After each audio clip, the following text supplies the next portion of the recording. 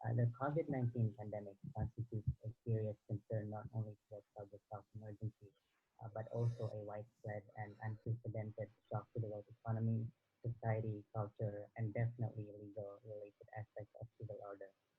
But from the comfort of our home, benefited from the sophistication of information and technological developments, we are so fortunate to be able to conduct a good seminar to discuss a few aspects of the pandemic. Before we move on to the main event, we'd like to give time for the chairman of the Base for International Law and ASEAN Legal Studies, or BILAL, to give a welcoming speech as well as formally open today's event. To Mr. Dodo Setiawan Herianto, the floor is yours. Thank you very much, Haikal. Assalamualaikum warahmatullahi wabarakatuh. Good afternoon, everybody. Good afternoon, speakers and participants, and also the organizing of the committee. The new coronavirus or COVID-19 has been the hot topic in the current debates and seminars. Every angle of expertise use this virus as their object of interest, particularly for the law experts. They actively discuss about how the law could be the best tool to prevent the outbreak. I must say that the topic of our seminar today is really interesting to discuss, that COVID-19 has changed the way of our life. In terms of education, online education is now effectively applied in our school. Online market, the other example. I'm truly fascinating that small shops near my home, is now offering online service for its customers via WhatsApp. In technology, we found Zoom bombing right now. We use this platform for this webinar today. I have taught my parents on how to use internet and FaceTime to communicate with the other family members. As well as at the international level, countries and non-state actors are now in a way to find the new normal way of trade and diplomatic negotiations. WHO, the World Health Organization, as specialized agency of the United Nations, also now becoming important player to tackle the COVID pandemic. Thus, it is still relevant now to, if we talk about, should we redesign the global governance system post-COVID pandemic? I think this question, I will leave this question to the speakers. Today, my friend from China, hello, Dr. Dalu from Wuhan, directly from Wuhan. So he will present about the current situation in Wuhan, in China, as well as in China as a whole. And also the country's legal framework in fighting with the COVID-19. He is the professor from the Department of Constitutional Law from Wuhan University. I'm so glad to have you here. Thank you so much. Thank you. 谢谢. Yeah. 不用谢. We also have Christopher Casson. Nice to meet you again. We have our own seminar this morning. Yes. Yeah, our beloved and the only foreign lecturer in Universitas Islam Indonesia. He will talk about the US-China fight with regard to the COVID pandemic. I think this will be interesting issues. After Dr. Dalu presenting about the country situation, and you will also present about the US-China fight with regard to the issue of COVID-19 outbreak. You will also tell us about the current US claims for compensation to China in the US domestic court. And we also have Nur Gemilang. So thank you so much, Nur Gemilang SLLM, our member and best graduate student from WII and Melbourne University. She will discuss about how far the COVID-19 impact to the international trade relations and the law. Yaris Mahardika Putro, SH and candidate of LLM at the University of Debrecen. Thank you so much. He will also show us how the European countries' policy to prevent the outbreak of COVID-19. I also would like to send my high appreciation to Haikal as the moderator today. You look great today. And Rahadian in the attendees group. Thank you so much for organizing this wonderful event. And this is a good start for our organization, Base for International Law and ASEAN Legal Studies. I'm not the only one founding this organization, but I have my co-founder here, Yaris and Haikal as well, and the other members also here speaking at the webinar. We do hope that we could officially launch this organization, BILAS, by August 2020 in Indonesia. With Bismillahirrahmanirrahim, I'm officially open this international webinar. Thank you so much. I will give the microphone back to Haikal. Thank you very much, Mr. Dodi, for the warm welcome. And without further ado, we shall now begin the main event. The pandemic of COVID-19 has triggered multilateral response. Every nation in the world must be very cautious in the measures that they take and how it will influence and also be affected by the neighboring countries. In this sense, a collective policymaking agreements are highly dependent on an inclusive academical research from various fields and studies where the pandemic has posed challenges too. We are gathered here today as a scholarly manifestation to discuss the legal aspects of the pandemic's phenomenon on the topic of new global governance system post-COVID-19. I think Mr. Dodi have introduced all of the speakers, so it's no need for me to introduce them once again. I would like to address that all of the speakers will be allocated approximately 15 minutes to present their case. After all of the presentations, we will continue with a question and answer session, which can be asked through the chat or the Q&A feature provided by Zoom. For the first speaker, Mr. Dalu, who is currently going through a postdoctoral research fellow at Wuhan University. His research interest covers comparative constitutionality review in China and V4 countries, the relationship between China and V4 in Belt and Road Initiative. Without further ado, I'd like to give the floor and microphone to Mr. Dalu. Thank you, Happy. So today it's a great honor to be here to present, to share my life, as a new person who live in Wuhan and during the COVID-19 pandemic. So, and also I'd like to thank you, Dodi, for his invitation and to give such chance to be here to meet you guys. So, yeah, can you hear me? Because it's my first time to use Zoom, so I'm not sure it's clear or not. Yeah, I can hear you. Okay, thank you. Yes, thank you. So I prepare some PowerPoint as for my presentation, and I'm not sure. Can you see it? Yeah. Can you double click the? Okay. Or I will set up the.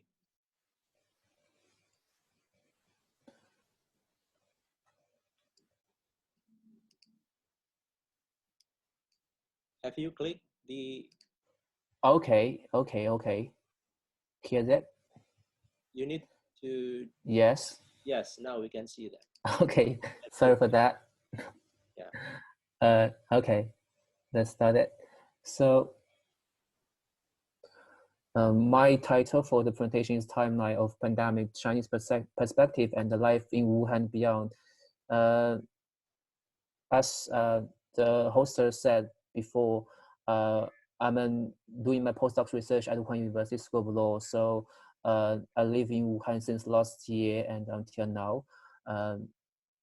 So, I mean, I have to say that the pandemic really changed people's life in Wuhan. So I will introduce my presentation into 3 parts. Just 1 moment. So the first part is the basic information of Wuhan. The second part is how the life changed before the pandemic and then after the pandemic. And also the last part is as a law researcher, I mean, how the constitutional and the pandemic we can do or we can deal with during the pandemic time. So here's the first part of my presentation, the basic information of Wuhan. I'm not sure how about how many people have you ever been Wuhan before or in China? So here's some basic information about Wuhan. So it's located in the middle part of China and its capital city of Hubei province. And with over 12 million population here. And this city also famous, very famous of the university because it has lots of university, I have to say that. And also some of them are very famous in China, even the world, such as Wuhan University, Huazhong University of Science and Technology, and the Zhongnan University of Economics and Law. So this I'm sorry, city, sorry to yes. cut you off. Would you mind try sharing the screen again? I think we've lost your presentation here. Okay, can you hear me Yeah. now? We can hear Okay, you, just the presentation. Try the sharing the presentation screen. cannot add. Okay, sorry for that.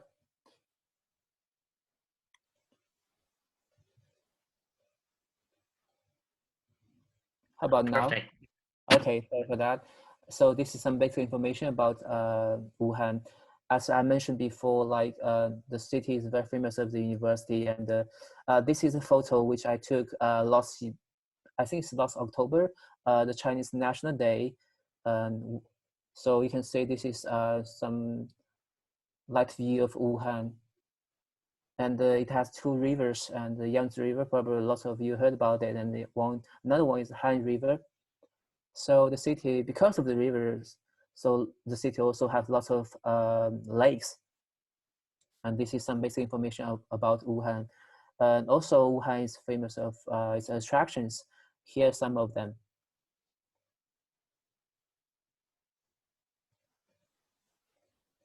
Yeah, this is Yellow Crown Tower. And this is Yangtze Bridge in Wuhan. So there are lots of, like, there are over hundreds of Yangtze bridges in different parts of China, and this is one part. This is the bridge which located in Wuhan, and they started construction. I think it started constructed in 1955 and operated in 1957. And this is Hankook Customs House. So you can say actually it's a very beautiful city. And this is the cherry blossom in Wuhan University. This is also the university which I worked now. And every year in the late of March and in April, in the beginning of mid of April, lots of tourists will visit Wuhan University to take photos during the cherry blossom period. And however, for this year, I think everything changed, and it's almost empty. I mean, during the March and in April, the university. So everything changed, and during the pandemic. So here's some information about COVID-19 outbreak in Wuhan. So I have to clarify that this is only based on my personal information, my personal experience. So it's not official, but however, I think for most people who live in Wuhan, I think this is some kind of common memory for us. I heard about, I mean, just like a new type of phenomena happened in the hospital in the late of December last year. And in the beginning, I mean, people will not care about that because I think that maybe it's controlled.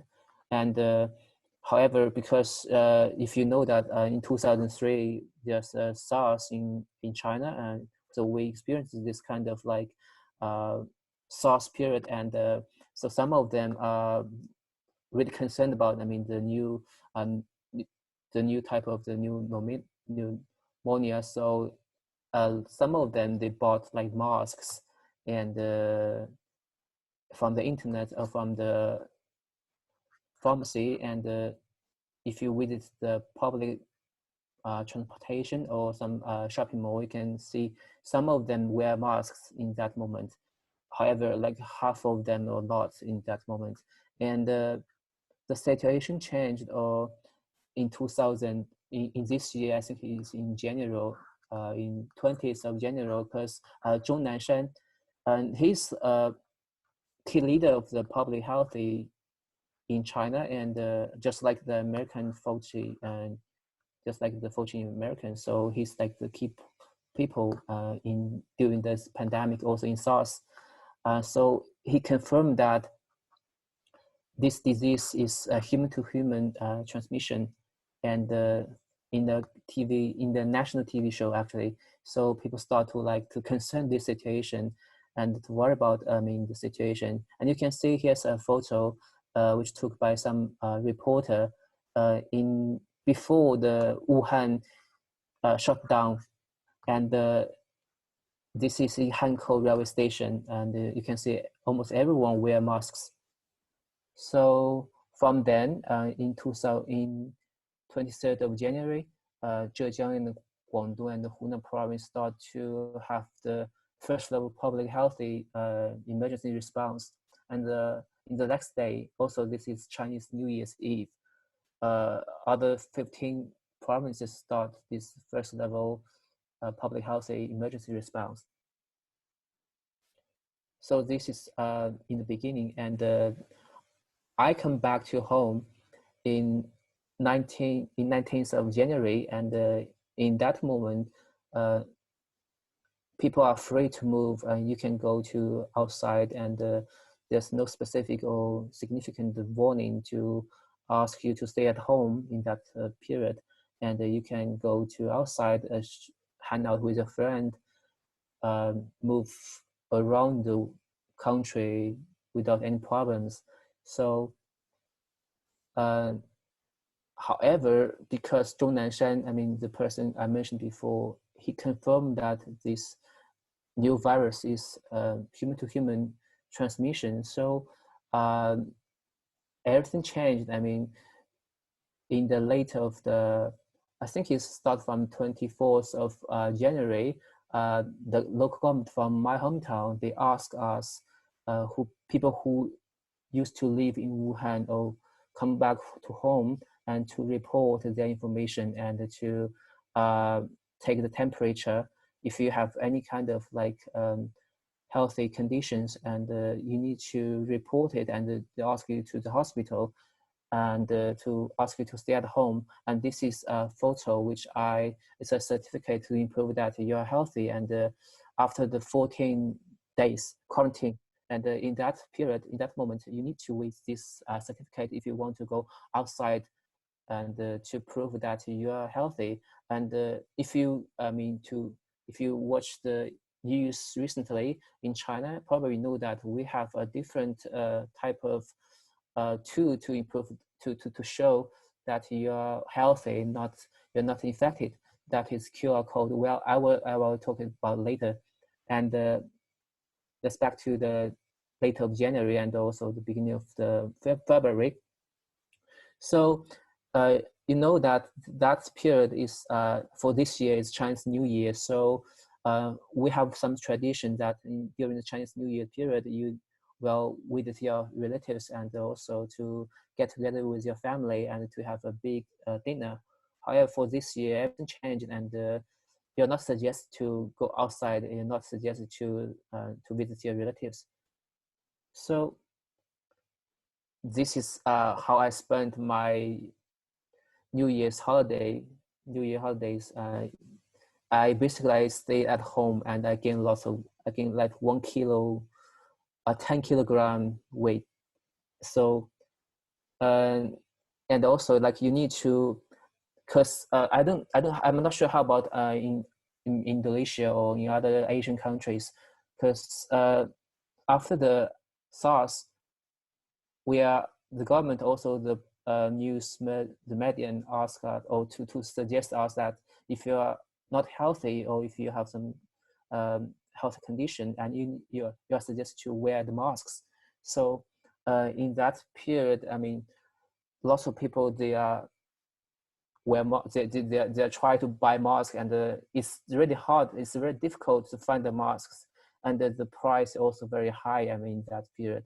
So that is the situation in that period. And then in the things, I think the things getting better in mid of March, and most provinces, the situation is getting better in the late of March. And also my university suggests us to come back in the end of March.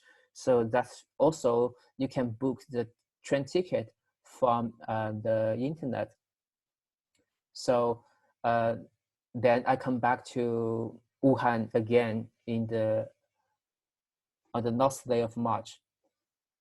And in that, I mean, I think it's probably, I'm not sure the correct exact day, but I think from March, the health code is getting more and more popular in whole country. So if you want to go outside in the public places, you are asked to show your QR code, your health code. If it's green, then that means okay, you're healthy and you can enter some place, some public place like the shopping mall and also the compound.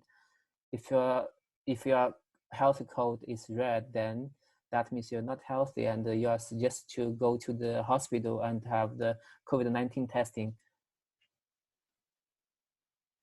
And this is I took this picture exactly in 31st of March, and you can see it's almost empty, the street, and this is Main Street, one of the main street in Wuhan, and it's almost empty, only a few people's here.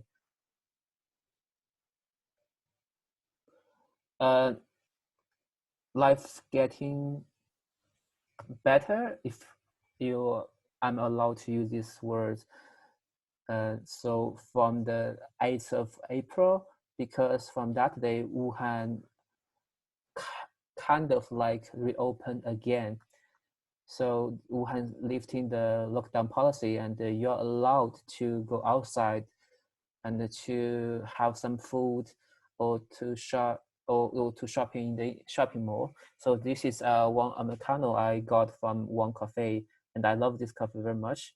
And also, you're suggest or you're asked to scan a QR code to show your healthy code. If it's green, then again you're allowed to enter the shop, and also they will take your temperature as well, and also they will provide the hand sanitizer, and you can use it to sanitize your hands. So yeah, I also post this photo in my Facebook because I shared my life in Wuhan as a Wuhan diary in my Facebook. Because of the lockdown policy, the economic situation in Wuhan is getting worse, and people, a lot of shops, they are kind of like in economic difficulty. So the government, they give lots of coupon in that period. Until now, actually today I got some coupons, and you can with this kind of coupon and to buy some different type of goods like food and also the grocery stuff like that. So because until now the university is still not open, and I signed up as a volunteering. So now I'm doing the volunteering work in my compound, and you can see here's for the left side, the left up, this is a desk, and the delivery guy is not allowed to enter the compound, and they put the goods or the delivery stuffs and in the desk, and you can take the stuffs from there. And also in the right up, this is the only gate still open for the compound. So if you want to enter, then you need to have the health code. If it's green, then you're allowed to enter the compound, and also I will take your temperature. If everything's fine, then you're allowed to enter the compound. I also got some kind of equipment during the pandemic, like masks, examination gloves, and also the rubbing alcohol, some stuff like that. And this is the shop which I got my Americano. So you can find here is hand sanitizer, and also this is the tool for taking the temperature. They also have lots of promotions, like one Americano for €1, something like that.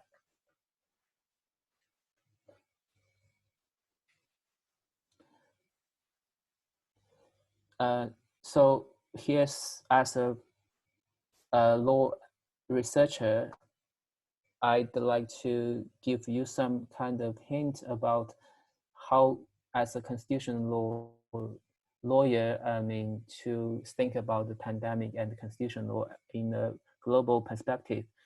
because I used to study in Hungary, and I think probably some of the participants also studied or still like living in Hungary.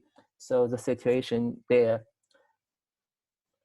I mean, the COVID-19 actually affects the whole world, and the first thing I can come into my mind is the pandemic and constitution in global perspective, the health emergency and the rule of law. There's one truth we have to admit that because of the COVID-19, the power of the government actually is enlarged. And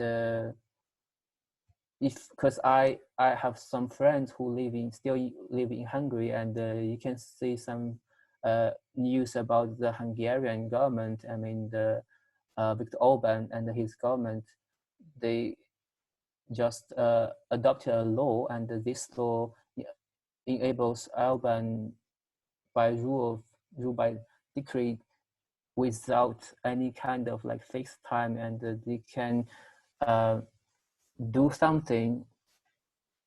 So this kind of like law really caused lots of like discussions, not only in Hungary but also like in the whole Europe. And I also read a newspaper, and the news is about the death of democracy in Hungary.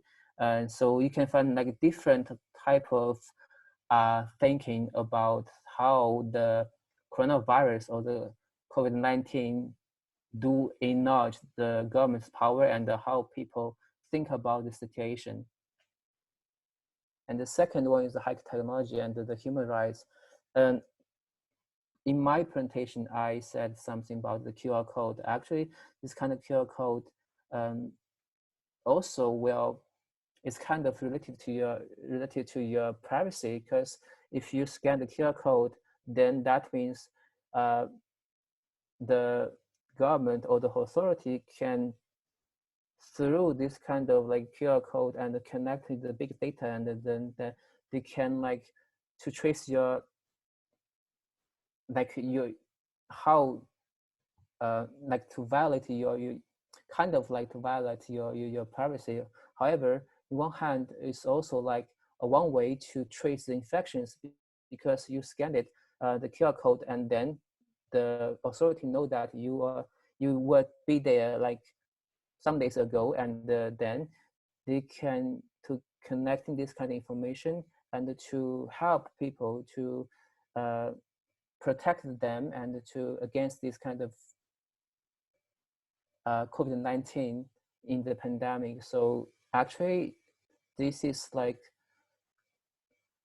I mean, this is kind of like difficulty these days, because you have some choice you have to do, and this kind of choice maybe we never met this kind of situation before, I have to say. And also I read some books. I mean, Lost Wake is Modern Constitution from Casey Will, and I found some information from some words from his book. I think probably is one answer for the question which I proposed.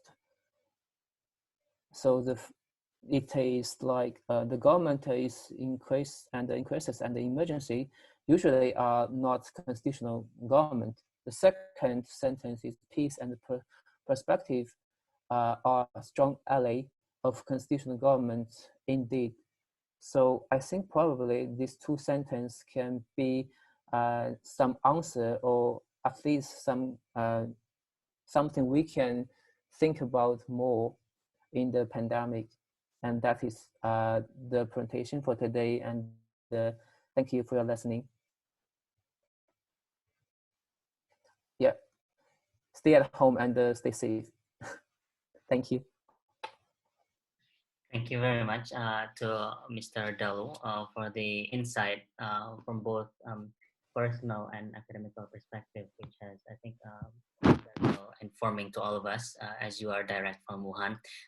Before we move on, I'd just like to give a few points just to summarize for all the participants, basically based on his personal experience, that these concerns has been raised since January, since December, but not until an official announcement in January.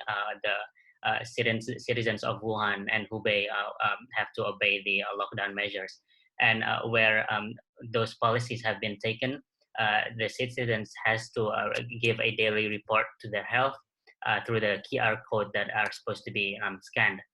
From a constitutionalist perspective, this pandemic, this health emergency, have extended the government's power and rule of law, and somehow that overlaps and violates the citizens' rights to privacy, because their data are exposed through these reports that are scanned through the QR code. And conclusively, Dr. Dalu stated that a government in crisis and emergency situation are usually not constitutional government, and that a state's constitutionality highly depend on peace and prosperity. Thank you once again. And I think due to time constraints, we'd like to move on directly to Mr. Kaysen, who will give some US and China perspective on this pandemic. To him, the floor and mic is given. Thank you.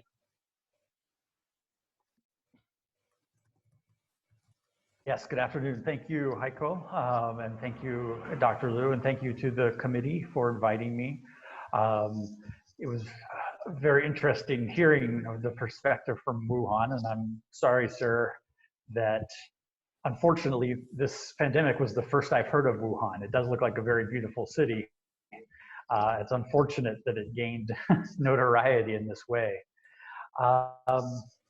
So first of all, I'd like to preface my presentation in a couple of ways.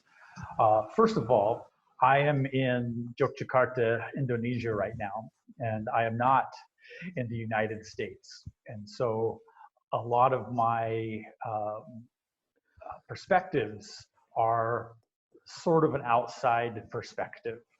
So I'm reading the news and communicating with people, but I'm not on the ground there. And so for obvious reasons, I have no desire to go back to the US right now. And the second thing is, I guess it was introduced as the American perspective that I would be delivering today. And that's definitely not the case. It's more of an American perspective, one of many different perspectives on the pandemic and the relationship between the US and China. So on that note, I'd like to talk about just a couple of things. First of all, what are the conditions in the US, and a little bit of what has led to sort of this souring of relations between the US and China. Then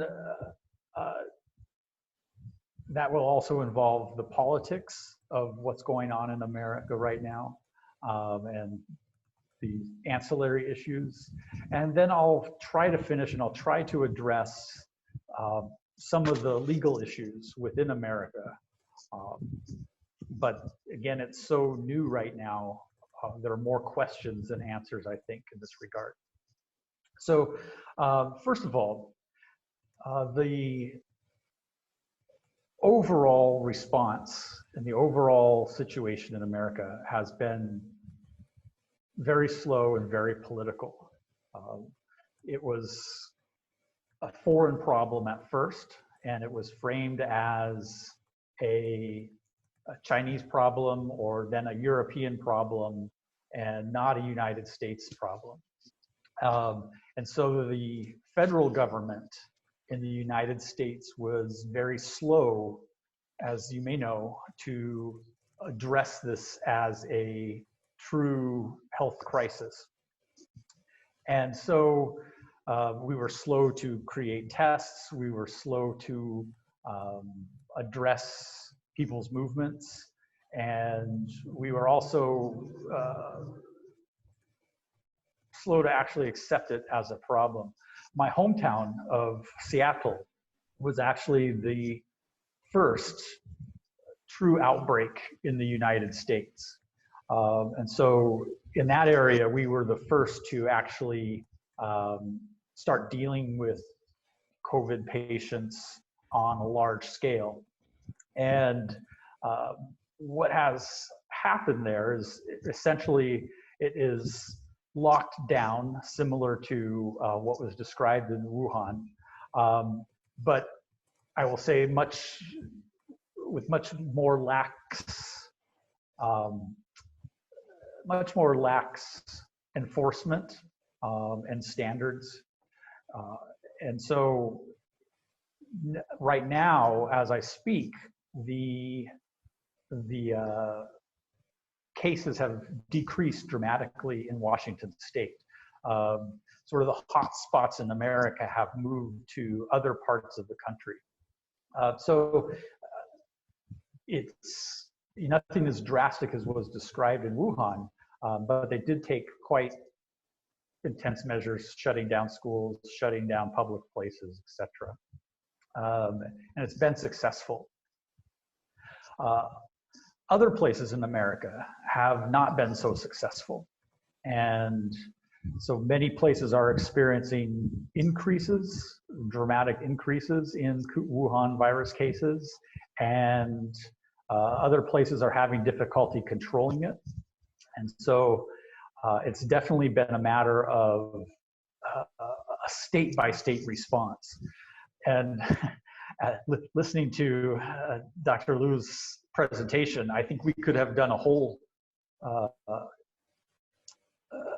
seminar just on the constitutionality and the constitutional issues arising from the COVID virus, because in America, so much of the action has been taken up by the state governments and not the federal or national government, which is, in some opinions, has failed to address the response. So of the 50 states we have, the world looks very different depending on what state you are in, and who is the governor or the leader of that state. So it's tested some of our constitutional issues regarding the power of the states versus the power of the federal government. The federal government has addressed the issue by essentially funding direct payments to individuals, and also has given out loans to businesses in order to keep them open. And there are some large bailouts of certain industries like airlines and cruises and things like that. But all of this is happening sort of in the context of the presidential election in November 2020 or 2020. And so what should be a public health crisis in the United States has turned into a political contest. And so instead of addressing it as a health crisis, people seem to be addressing it as a political issue. Even wearing masks is a political statement. People are intentionally not wearing masks and intentionally not obeying the lockdown rules as a political statement. Those that support the president are ignoring the lockdown orders, and those that are that are against the president are generally focusing more on the health issues and the science of it, which is not surprising.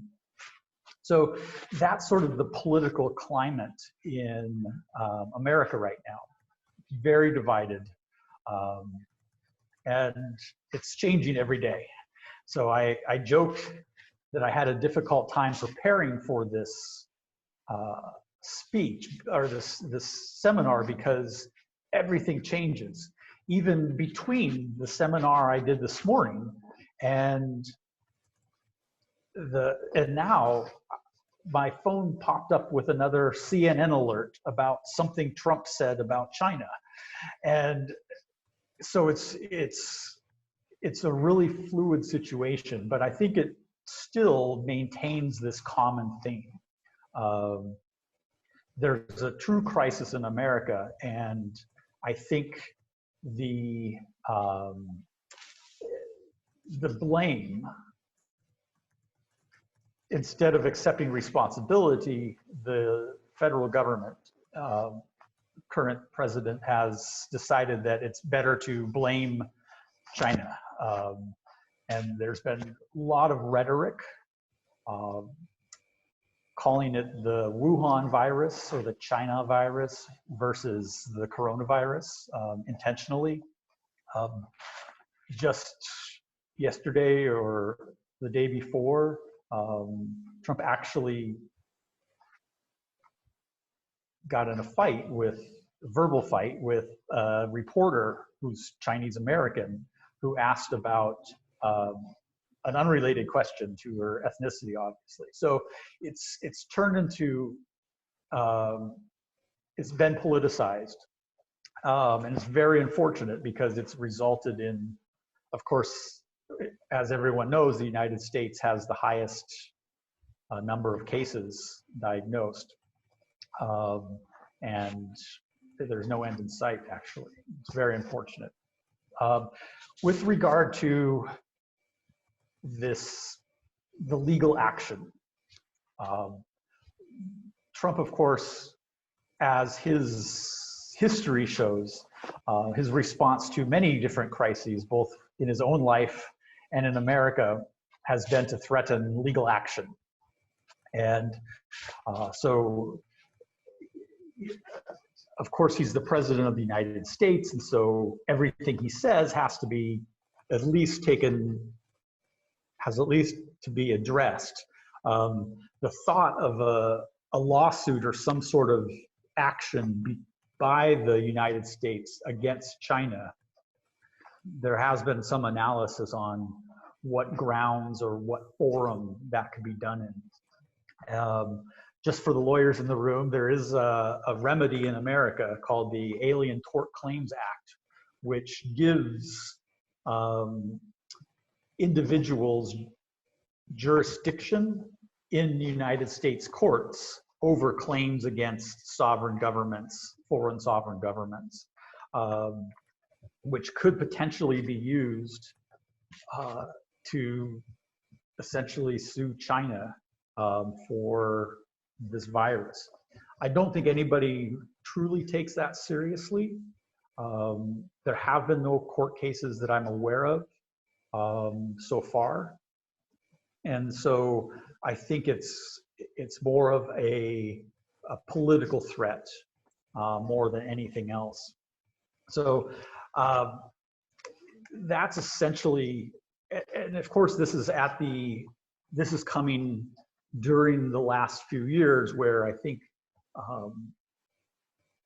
tensions between our current administration and the Chinese government through the trade war, actions in the South China Sea, fear over the Belt and Road Initiative, the Huawei 5G, whatever. It's, there's so much that's hard to describe. This is only the latest that has to do with that. So I really think it's a sign of the current relationship, but it's not legal from a legal standpoint. There's nothing to be truly taken seriously between China and the United States. Of course, there's rampant racism in the United States, and there's, for the past few years, we've been blaming immigrants and foreigners for the issues that we have in the United States. And this is just a convenient political target. Before I finish, I would like to address one issue that I guess came up in talking about the QR tracing that is in place in China and the constitutionality of that. We just had a case that was decided today, meaning the 13th in America, in the state of Wisconsin, which ruled that the state's orders locking people down and closing restaurants violated the Wisconsin state constitution. And so they're already testing the freedoms versus the public safety issues. And this is just, the first of many of these. So I think the constitutionality of these issues and the different systems that we have for America versus Hungary versus Wuhan, I think will come up in the future. And I don't anticipate any of these issues helping the relationship between China and the US. That may only happen if the administration changes after the election in 2020. So sorry, that was only 15 minutes. I could talk about this all day long. So thank you for your time, and thank you for this forum in which to speak about these issues. Assalamu alaikum. Waalaikumsalam. Thank you very much, Mr. Kaysen, for the wonderful insight. And like he said, the condition in the U.S. And what had led to the friction between America and China has been overly politicized, I think, just in general. And just to answer a quick question that someone asked that he has addressed already, the issue of in terms of legal implications between U.S. and China, it depends on what grounds that America is willing to take, at least as far as Trump is concerned, and that the U.S. has this alien court claims where individual jurisdiction, individuals are given jurisdiction to in the U.S. court to request claims against the sovereign governments. And conclusively, Mr. Kaysen said that it's more of a political threat, and from a legal standpoint, at least so far, there's nothing to be taken too serious against these threats that the president has taken against the Chinese government. Thank you very much. Next, we'll move on to Nur Gemilang Mahardika, who will talk about the trade-related aspects of the pandemic and the World Trade Organization. Without further ado, I'd like to give the floor and mic to her. Thank you.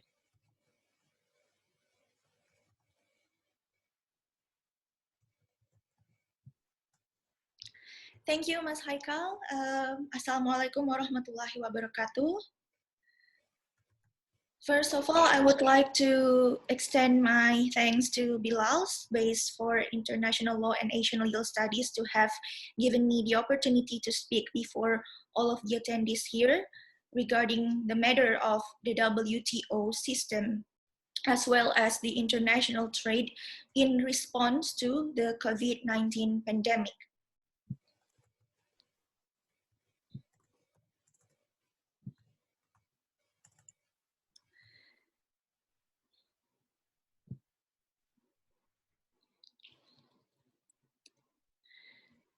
So, before we begin, the international trade relation, which I'm about to bring forward as the issue in today's discussion, is limited to how the WTO system or the WTO rules regulate the international trade. So we are not going to extend it further from the whole WTO realm.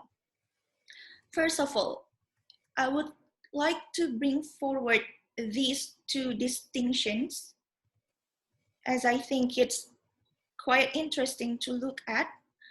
We have these two systems under the international law as a twinning branch. The first is international trade, which what we are about to discuss today. And then the second, we have the international investment. These two systems is forming somewhat a converging system. Both international trade and international investment begin with customary rules. In trade, we have lex mercatoria, and in international investment, we have minimum standards of treatment. But in international trade, these customary rules develop directly into a multilateral agreements that was at first signed by 23 groups of nations. Whereas on the other hand, in international investment, rather than converted or codified into a multilateral treaties or multilateral agreements, it is forming or is shifted into bids, one by one countries entering into bids, which eventually forming a global network. So that is the first distinction between these two systems. In international trade, we have WTO that we will be discussing today, whereas back in 1947, after the World War, the ITO has failed. In international investment, we have ICSID, but it is entirely different system than what we have in the WTO. In international trade, the layout of the legal system is forming a giant umbrella of giant international multilateral multilateral agreements.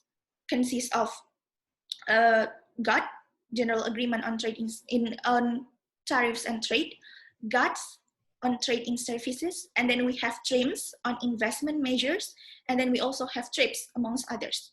Whereas in international investment, it is a small dot of bids in one countries and then interconnected to each other with the similar rules, similar principles, similar treatments. And these two, although they are forming two different layout of legal system, of legal regime, but at the end of the day, they are meeting at the same intersection of national treatment. So both international trade law and international investment law is bound together under the principle of national treatment with one shared goal, one ultimate goal.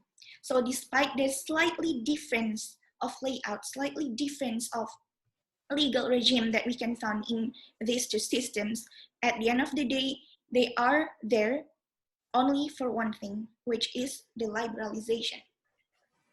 And that is what I intend to talk about today.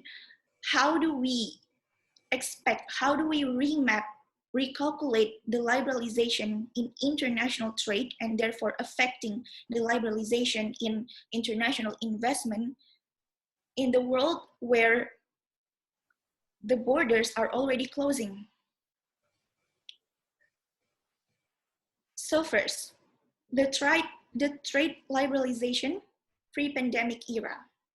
Aside of the national treatment principles, under international trade law, under the World Trade Regime of the WTO, we can find most favored nations, we can find progressive development principle, we can find no backloading commitment, we can find reciprocity and special and differential treatments, which all of these trade principles, all of these trade rules, they are there to serve as both the invitation for developing nations and least developing nations to partake in accelerating the liberalization.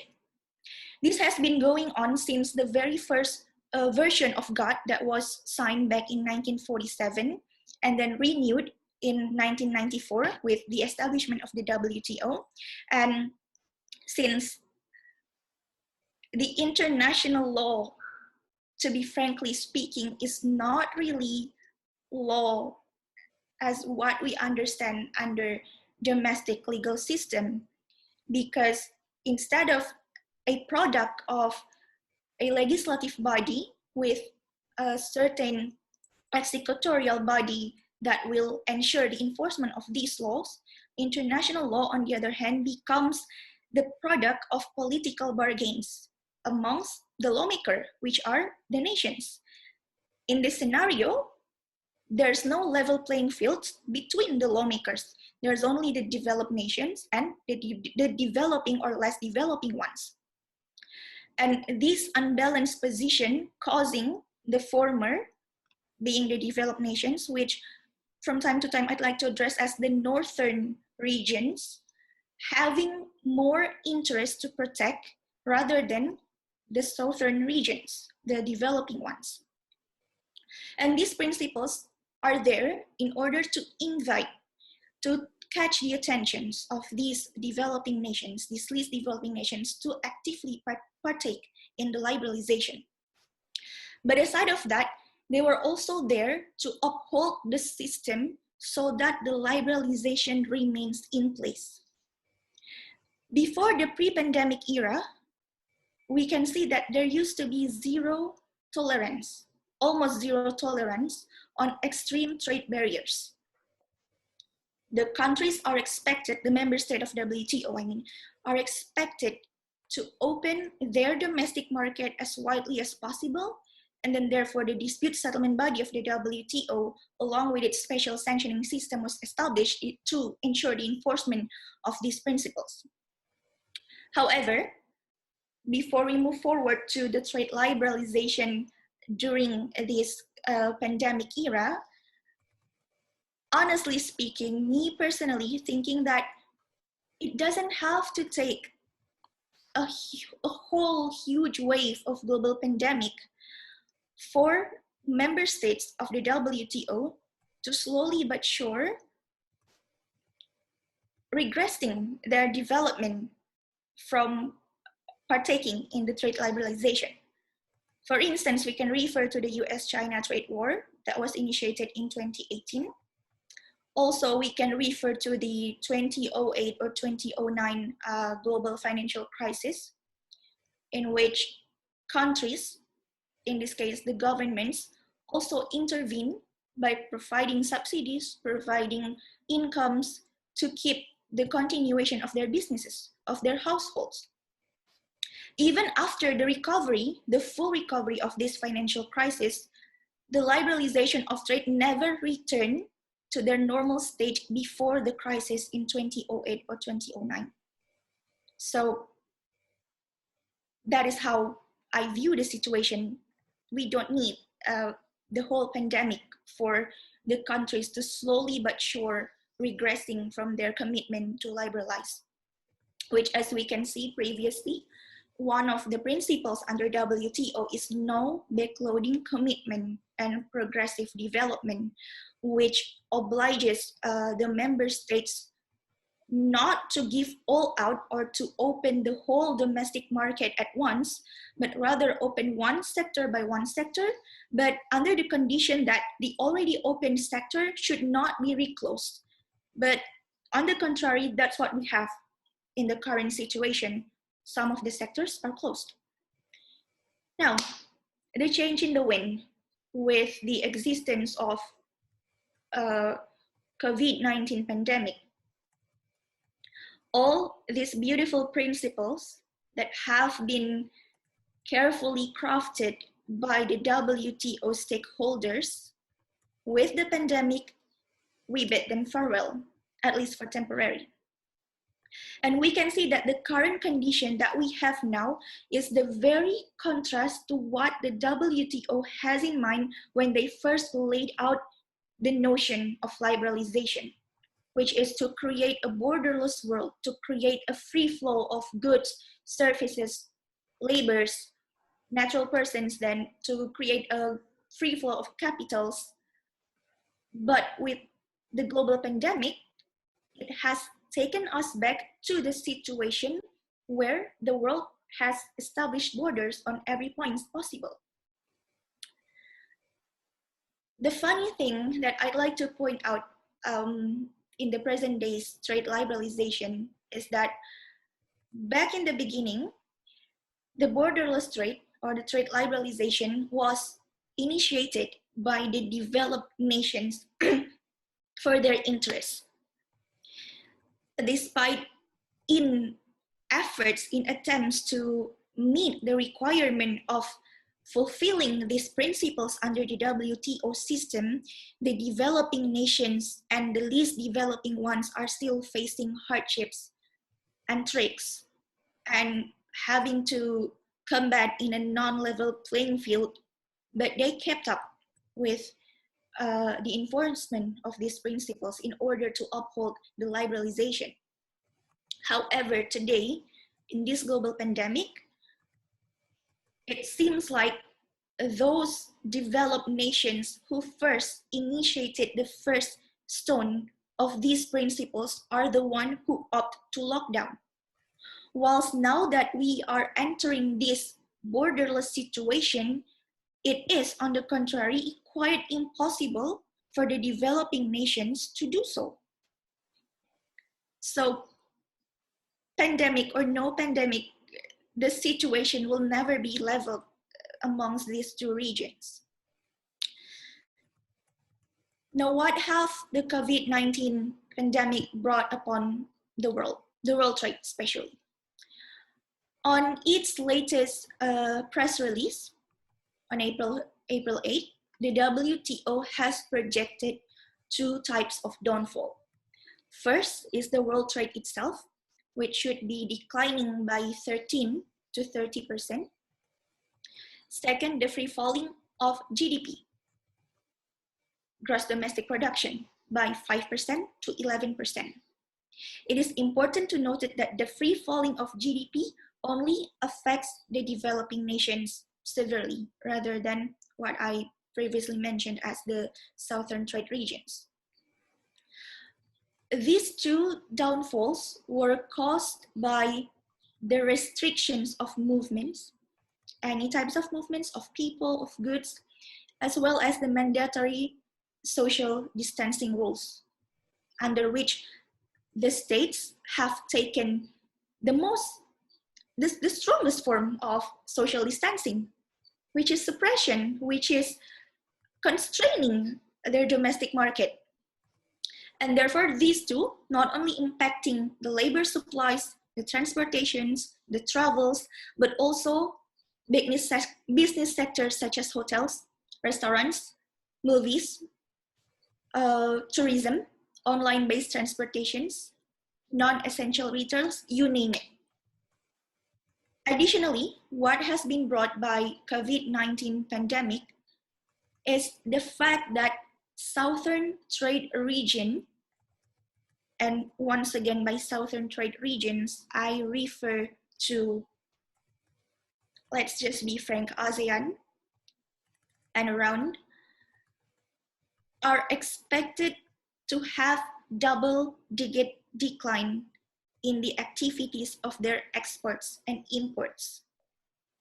On the contrary, the northern trade regions, particularly Africa, Middle East, Commonwealth countries, remain strong under these circumstances for the fact that they are the main players, the heavy exporters of energy production, of energy trade. Now, the world has faced two deadliest and longest pandemic throughout its history. We have the Black Death, we have Spanish flu. But the thing is, international trade law as we have nowadays did not exist back in the days when we have these two pandemics. And therefore, we have an absence of precedent to reflect upon, to look up upon.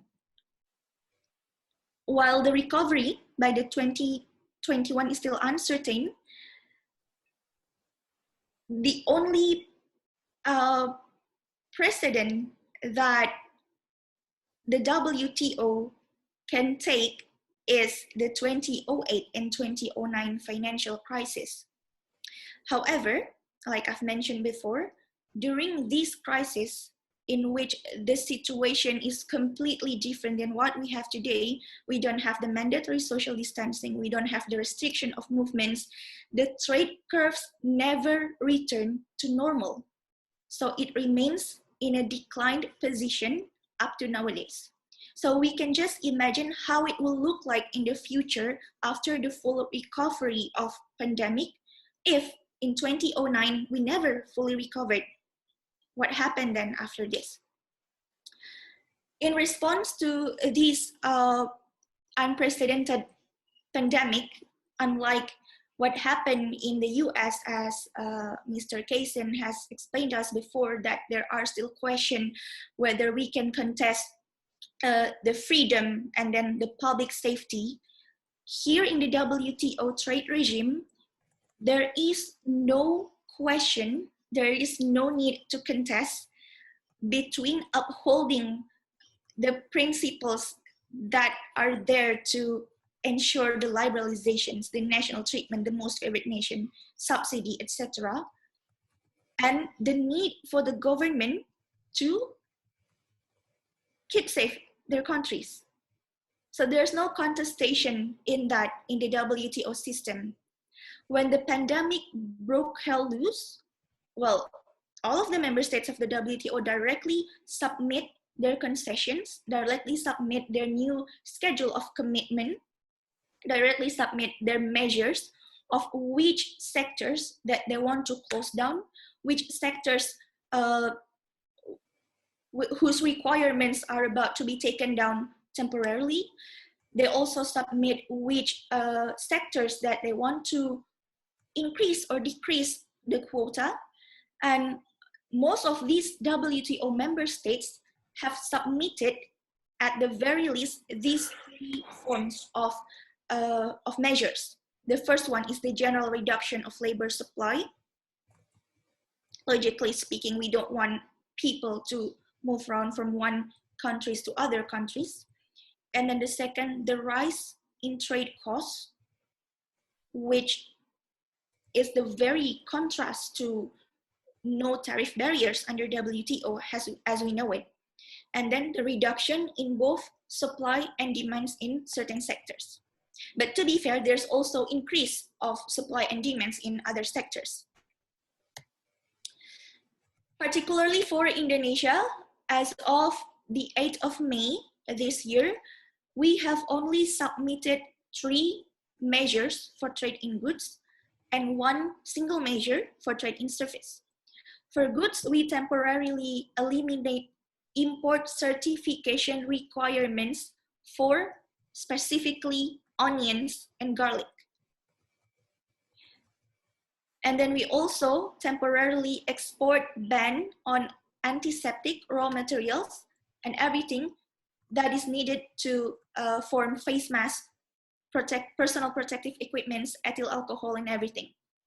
And then the third, temporarily eliminate the import certification requirements for certain products that is crucial for the pandemic, being masks and personal protection equipment. A friend came to me and asked why it has to be onions and garlic. It's not really important, but I just feel like bringing this up. Indonesians just simply cannot live without onions and garlic. And we have this belief that garlic is very crucial to maintaining the well-being, the immune system of human. And that's why that becomes the first priority to be eliminated, the import certification requirement. As for service, we only submit a measure on financial service, which is prohibiting the short selling transactions. No time limit to be determined yet as of now. The WTO propositions. Well, I'm sorry to cut you off. Just as a reminder, you've 15 minutes already. If you can summarize in about 1 or 2 minutes, that would be great. Okay, sure. So the WTO propositions, there are 3 scenarios. The first one is optimistic one, which we should expect full recovery after the pandemic by the second half of 2020. And therefore, these measures that have been submitted by the countries should only last for 3 months, no longer than that. Then we have the less optimistic scenarios in which the measures should stay for 6 months. Therefore, at the very end of 2020, we should expect the rather full recovery. And then the pessimistic scenario, which the measure will stay throughout the year of 2020, partial recovery only by 2021. And therefore, we need to reshape, to resculpt the face of international trade law. And it is important to note that all of these scenarios will not affect the trade regions as in the southern one and northern one, like I've mentioned previously. It will remain the same. In whatever circumstances, there's still, up to these days, the non-level playing field within the international trade regime. Now, in resculpting the face of international trade, the WTO has joined force with World Customs Organization, or WCO, in one of the most important point here is facilitating the freer flow of trade in essential goods, under which they have redefined what are essential goods, which are medical supplies, food, and energy. And then inviting the member state to increase their transparency, the freer flow of information on trade and trade-related measures in response to the COVID-19 pandemic, which has been submitted by the countries individually and freely accessible in the WTO websites.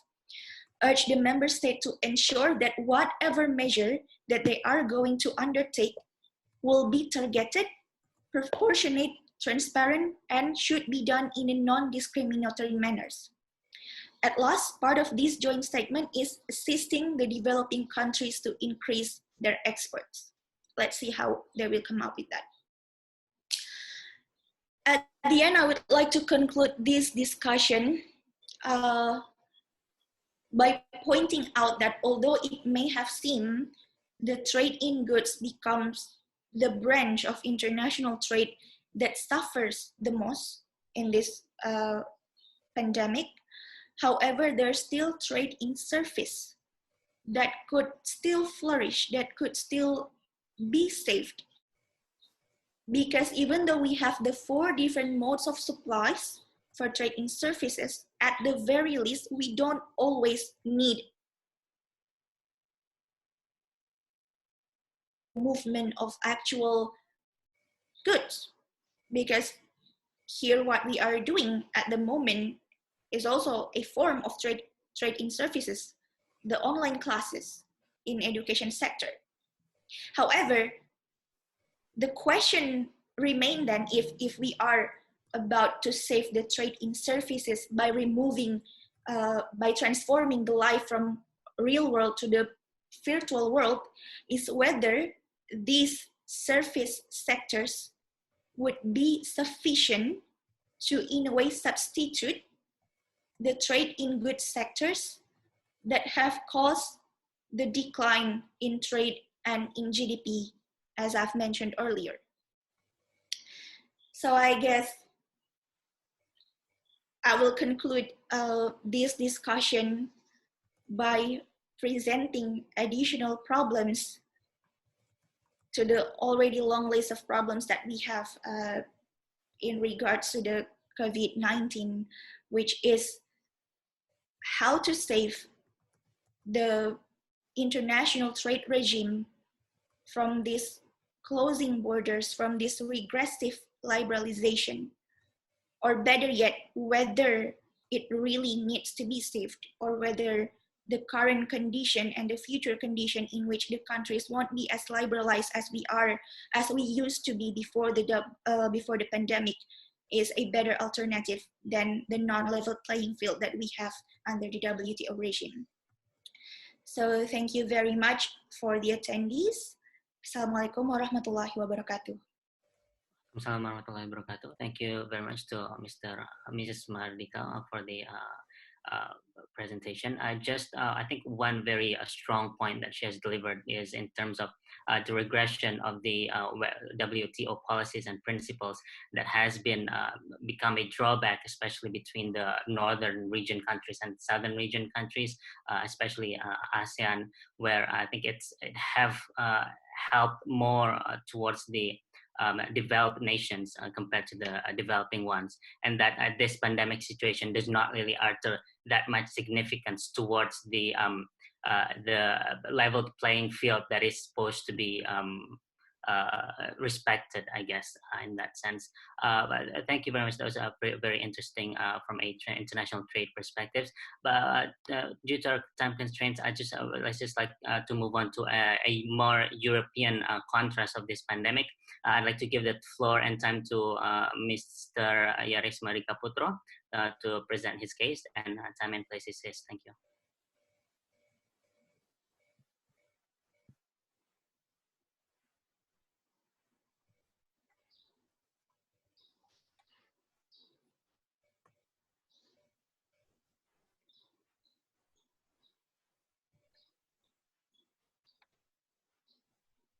Okay, thank you very much, Mr. Heikel. So, good morning and good afternoon, everyone. It is my honor to be here to present my idea concerning the European perspective uh, in facing the pandemic of COVID-19. So, for Mr. Moderator, could you please present my presentation?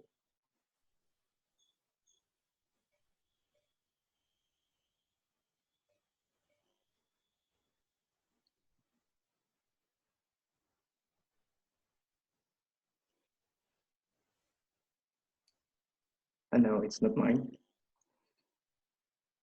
All right, thank you very much.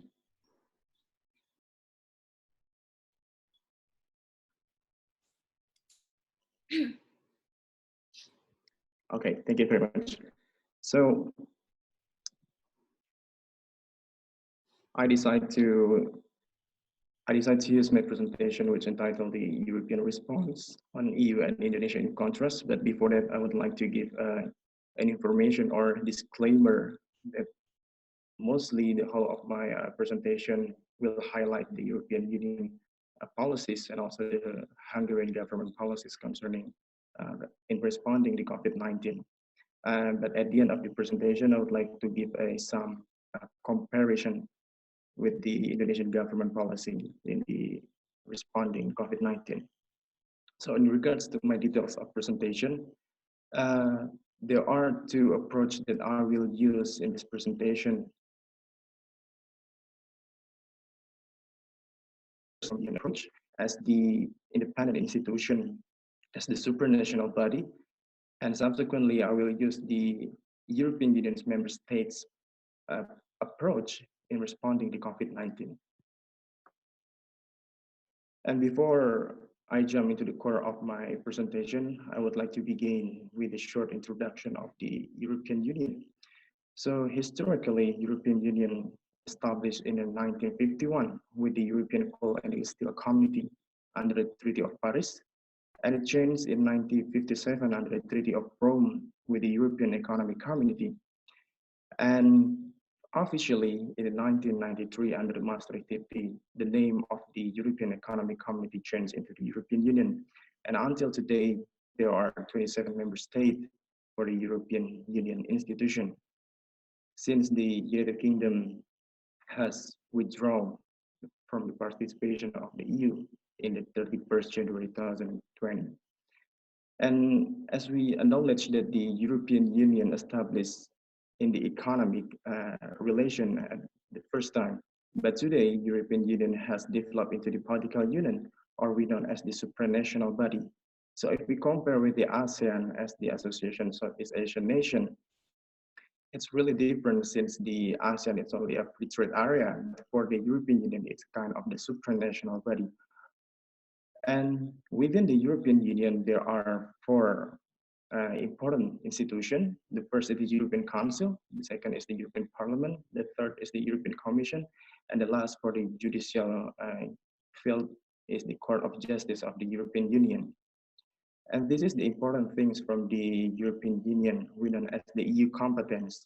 So there are three important competence under the European Union. The first is the exclusive competence, in which only the European Union can act in this area, such as the custom union or trade policy.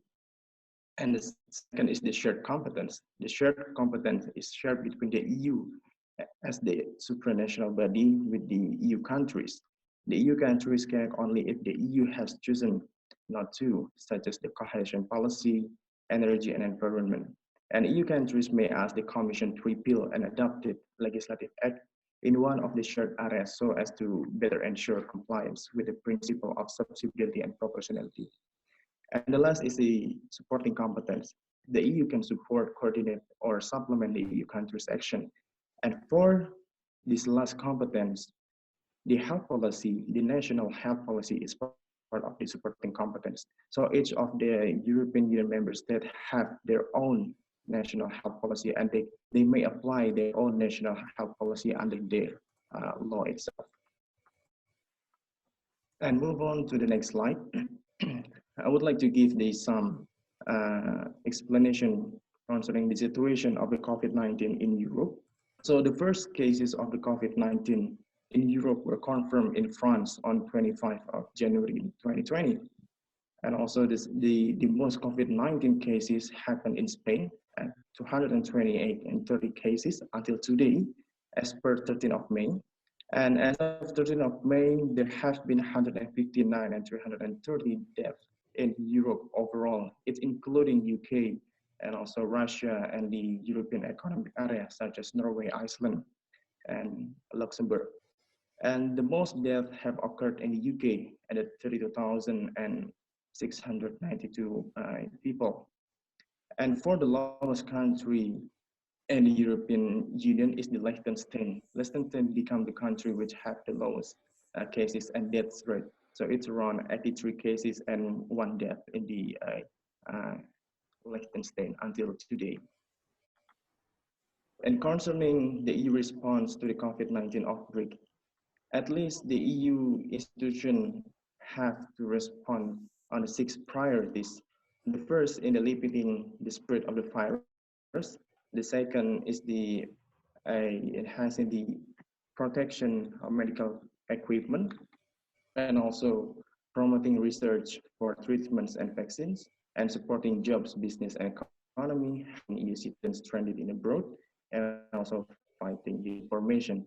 Concerning the limiting the spread of virus, so there are several actions that have been done by the European Union in order to limit the spread of the virus. The first is the President of the EU Council holds the video conference with all the European Union leaders, and also all of the European Union leaders has agreed to enact a temporary restriction of the non-essential travel to the EU for 30 days since the 25th January 2020, and also the introduction of green lanes for essential goods, or we known as the border management, and activated the EU Integrated Political Crisis Response, or IPCR. And the last is the European Center for Disease Control issuing rapid risk assessment and epidemiological updates. And concerning the ensuring provision of the medical equipment, the European Union institutions have conducted 4 types of the action to ensure the provision of medical equipment. So first of all is the joint public procurement. So it comprises to the protective gear and also ventilators and the testing kits. And the second is the EU civil protection mechanism. It's like deployment of medical teams and delivery supplies to countries in need, such as Italy and also Spain. And new common European reserve for emergency medical equipment, and emergency response coordination center. And also regulating export of key supplies from the EU and increasing production with European industry.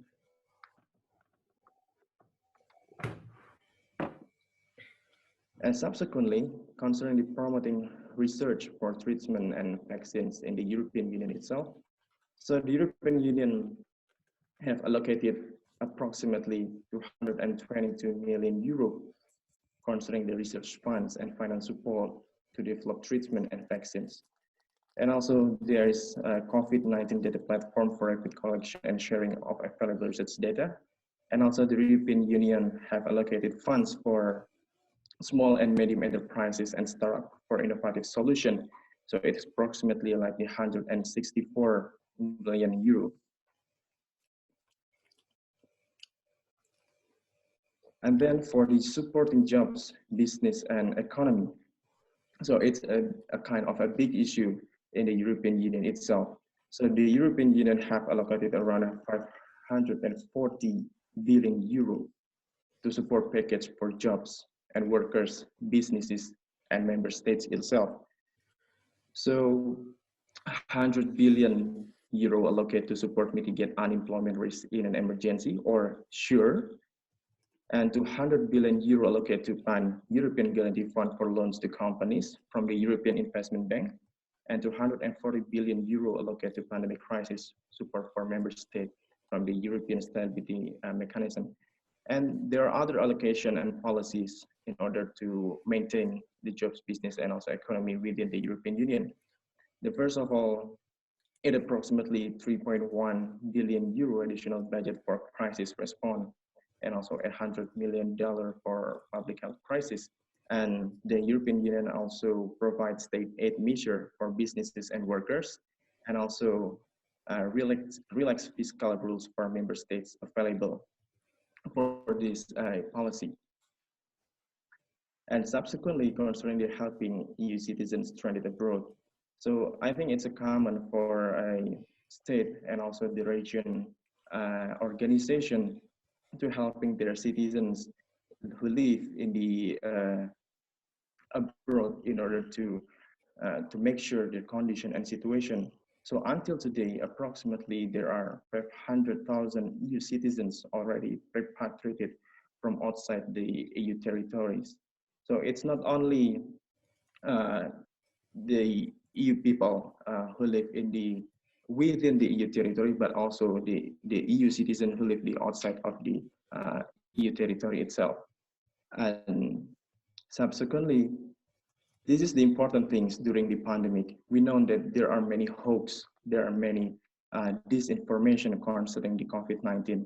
Therefore, the European Union take a serious measure concerning this issue. So in order to make sure about the situation within the European Union in combating the COVID-19, the countering disinformation narratives on the virus with a timely, transparent, and fact-based. Therefore, it will result in a good communication within the government and within the EU institution itself, with all EU citizenship in the EU territory. And how about my second approach from the EU member state? In this occasion, I would like to bring my approach from the Hungary approach, since I live in Hungary. So the COVID-19 in Hungary started in the 15th February in 2020. And the first date, which may have been due to the coronavirus, occurred in 11 March, as in line with the announcement from the WHO to determine the COVID-19 as the pandemic outbreak. And also, as of 13th of May, there are 2,341 confirmed cases across the Hungary. And there have been 430 people dead and 1,102 people recovered from COVID-19 in Hungary. And on 11 March, the Hungarian government declared a state of emergency last for 15 days. So the restriction included the public gatherings in enclosed space only up to 100 people, sporting events held behind closed doors, and foreign exchange programs were suspended.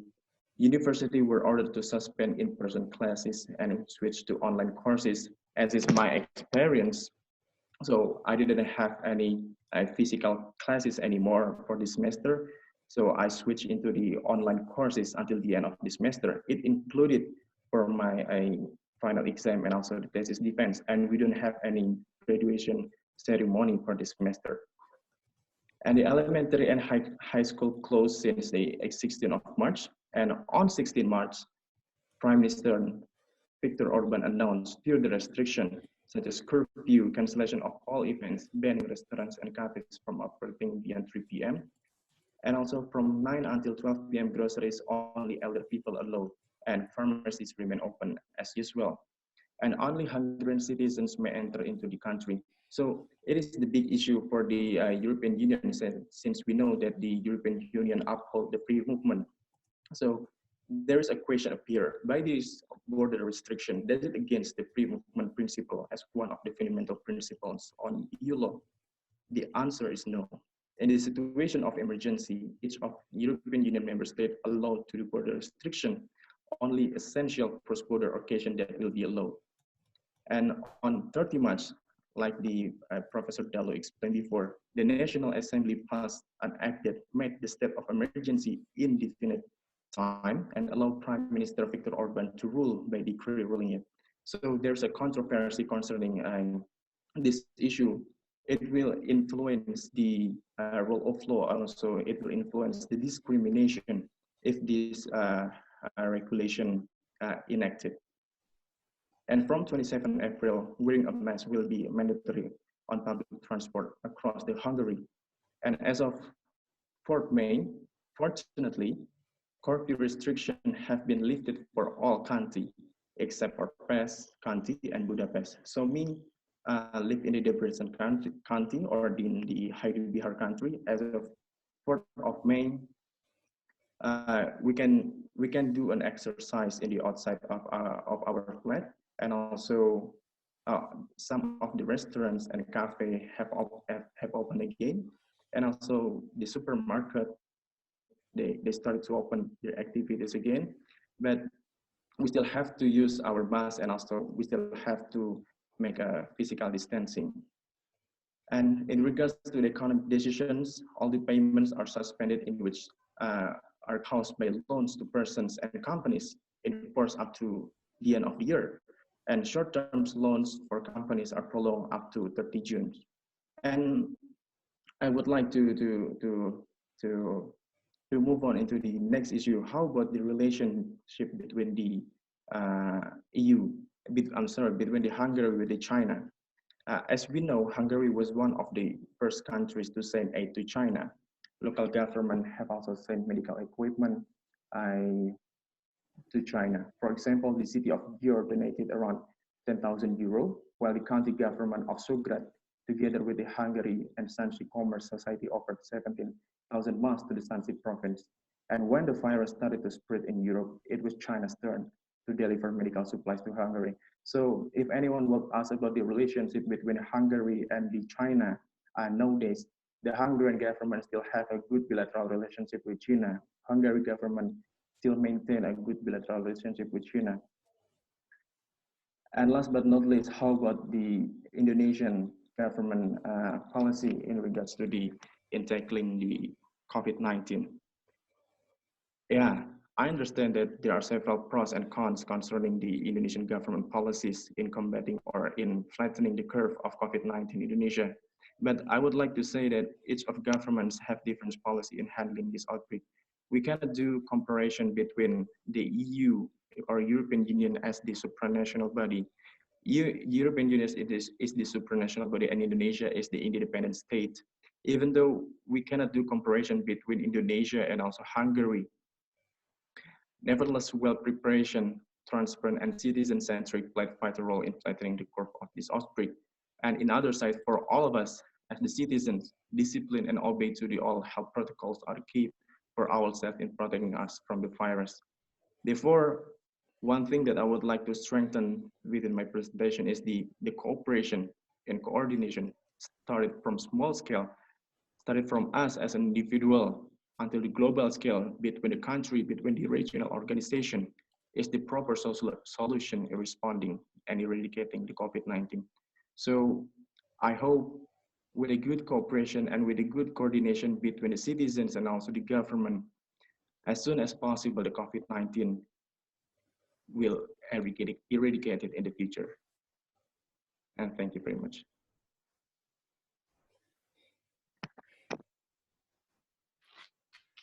Thank you very much to Mr. Yaris. Just a quick point to summarize his case is that there has been comprehensive measures that are taken by EU in terms of limiting the spread of virus, ensuring provision of medical equipment, promoting research, supporting jobs, helping EU citizens abroad, and also fighting disinformation, which are divided into the supporting competence of the member states, which is it's given up to the member states its own policy to act upon these measures, much like I guess the federal and state situation in the United States. Next, last but not least, I'd like to give the floor and mic to Mr. Dodi Nurharyanto to present his last case about the WHO governance. The time and place is his. Thank you. Thank you, Haikal. I think I have a very limited time, but I'm trying to make it short presentation. The presentation will be about should we reform the governance of the WHO, and then what kind of reform that will be possible in near future. So I will start with cases of disease that happened in the previous years. that there was multiple cases regarding the infectious disease in the history. Long time in 1918, that was stated by Nur Gemilang, was the Spanish flu in 1918. The same situation, but lack of technology and medical support. And this situation also took 2 years to overcome the virus, the Spanish flu. And then in 2003, we also, it also happened, the SARS virus, and then the H5N1, H1N1 in 2005, and Ebola in 2014. So as a leading organization, WHO also posted a report regarding how they tackle and solve this virus and infectious disease. And as we understand that the World Health Organization is a specialized agency in the United Nations. It established in 1948, and then the headquarters in Geneva, and it serves as the directing and coordinating authority for the international health matters and public health. However, in current situation, in the new coronavirus pandemic, there was several countries having a negative response with the policy within the WHO. For example, last month, the U.S. President Donald Trump, he want to halt the budget from the U.S. contribution to the WHO. This will affect to the role and the process of the WHO in solving the pandemic virus. And thus, we should also aware that World Health Organization, as a huge organization, should also have reform policies. And these reform policies also should be one of the priority program in each year, I think, and they should also evaluate about their current program and their past program and what should they do in the future. And the first problem is that about the strengthening the response. So if we see in the 14th January, the WHO tweeted that preliminary Chinese investigations had found no clear evidence of human-to-human transmission of the new virus. So this 14th January notification should be highlighted by the WHO, because this statement is really very tricky, and it seems that they do not want to trace more deeply about the outbreak in Wuhan at the time. This led skepticism about the prompt and adequate response from this huge health organization. There shall be innovation to respond promptly about the virus outbreak. Look at what have been done by the South Korea to build they built the ICT, how the technology, information and technology could probably utilized as a unified single response from the national from the national country itself. And then this ICT enabled services such as cellular broadcasting technology, mobile apps and devices, online platforms, artificial intelligence, and open government data kept in the public informed and help the augment contact tracing and widespread testing. This also, the WHO has the access to this data, so they could trace back about, they could trace about the virus outbreak in the South Korea. And as we also aware about the report of the WHO in 2014, that not all the member states of the WHO fully implement the international health regulations.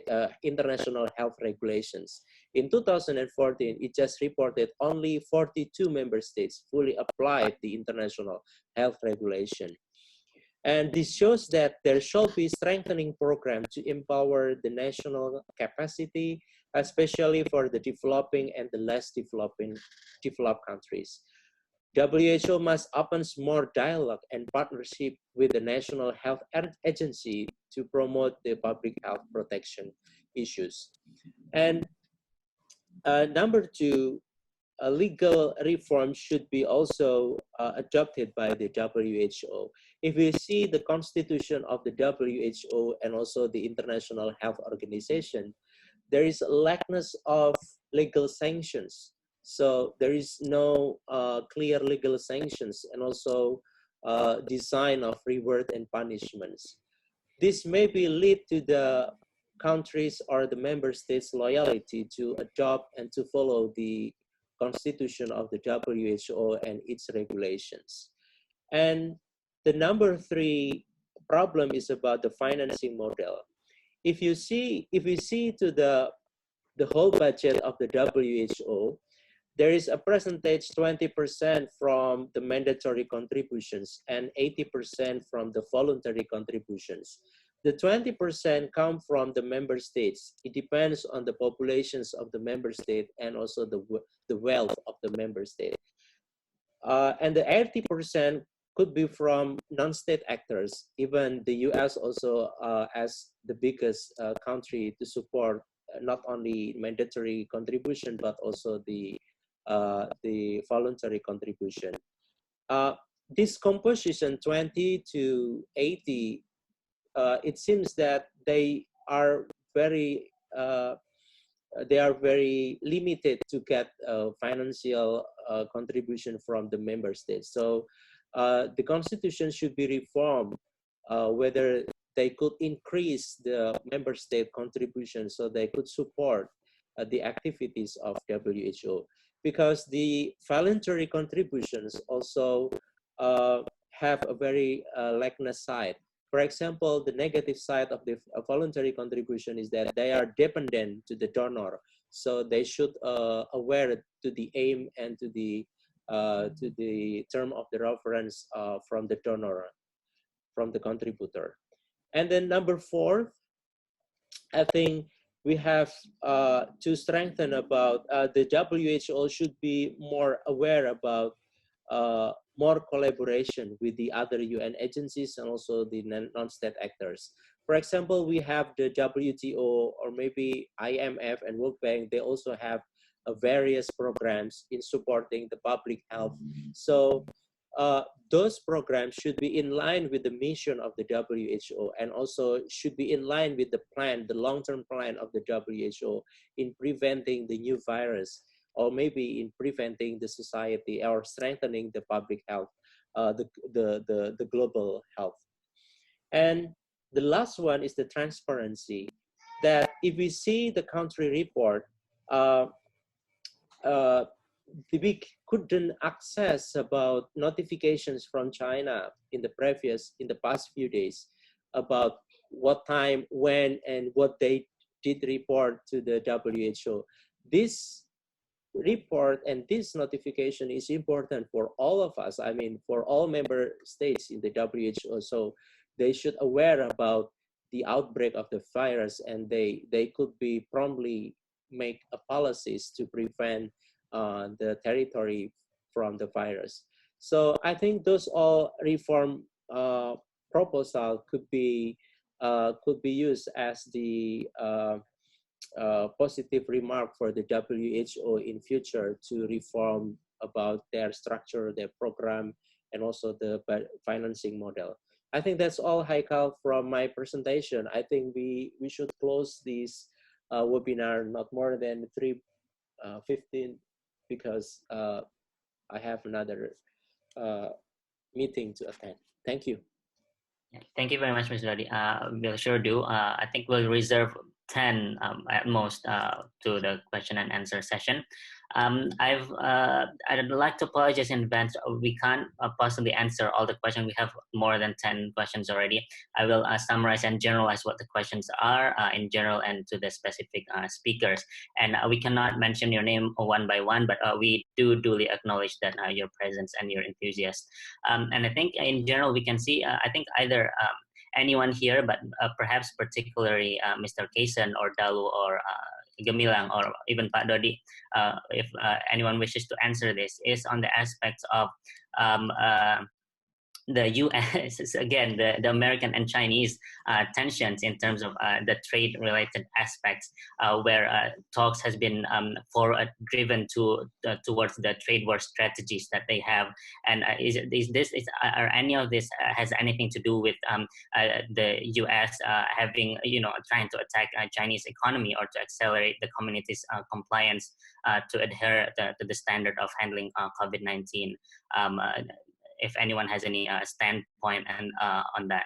And yeah, I think that's for the first one. If anyone would like to give a response.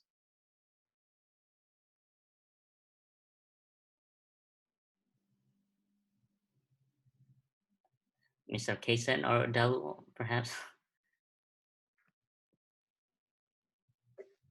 I'll just quickly give my 2 cents. I think the trade tensions and the COVID virus are fundamentally unrelated. I think it's been contrived to kind of put the two together and say they're related somehow. That it's the accusations over the COVID virus are a negotiating tool or something like that. But I think they're both just related in sort of distracting people from internal problems within the United States rather than to try to influence the trade influencing one or the other. Again, just my quick 2 cents. I'll let other people give their opinions too.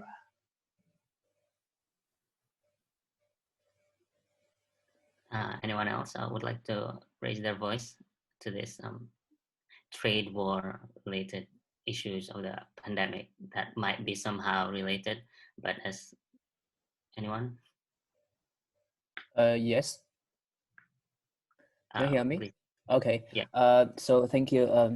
So I agree with Mr. Cassin because last year, I mean, the trade war actually is a top topic. It's a very hot topic in China. I mean, people talk about, I mean, how can we, I mean, Chinese to deal with or to this kind of problem. I mean, and also I agree with Mr. Cassin that it's totally different questions like the COVID-19 and trade war.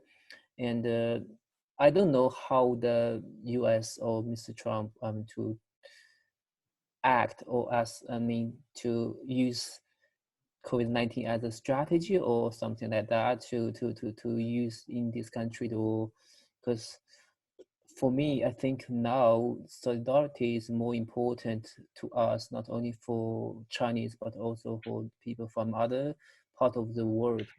I mean, this is not a time to make any kind of argument. I think the big or the common enemy for us is COVID-19. It's not about human. So this is my answer. Thank you.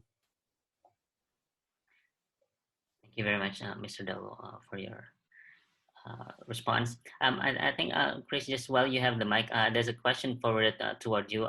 Has there been any actions by the government made towards the anti-quarantine demonstrations in the United States as far as you're concerned? There's of course just been trying to control it and avoid, but there's been no arrests made in any of the anti-lockdown demonstrations, mostly, because they're white people who are demonstrating. But I think they've been mostly peaceful so far, and they've sort of dissipated. I think people are demonstrating more by their other actions rather than full protests now anyways. Thank you though for asking. Thank you, much obliged. And to Mr. Dalu, while we have you on the line, someone asked, are there any policies or regulations forwarded that are aimed to protect the rights of privacy issues that you brought up earlier? Yes, we have it, but we do. As far as I know, there's no like specific law or regulation. I mean, passed in during the pandemic. Because I answered this question already. We have this kind of like a regulation or law before the COVID-19, but as far as I know, there's no specific regulation passed in during the pandemic on this issue. Because actually, I mean, the legislature also closed for a long time, so there's no such kind of condition for them to pass such kind of regulation. Thank you very much. The next question I think has been answered here and there within throughout the presentations regarding the specific policies that are well applied and established by any state regarding to reduce the social tension and also economic depression, I guess faced during this pandemic. We've also seen, I guess, from the European, the Indonesian, the American also, and the Chinese government steps where they've taken this explicit measures to reduce. I think we can get more of this information later on after this webinar has been publicized and its recording is uploaded through YouTube. But if anyone have any more, yep. I think I need to respond some questions from Ibu Arlina Permanasari. It's about the legal recourse and state responsibility, and some of the question is about the conspiracy theory, and then I think about the access to get the vaccine from the COVID-19. So I think from those questions, and I need to clarify that there maybe China could have the international wrongdoing, but there should be a clear evidence, and we should not all blaming the China with no clear evidence. So I think we need to have the clear evidence whether they also follow the international health regulations, policies, and regulations.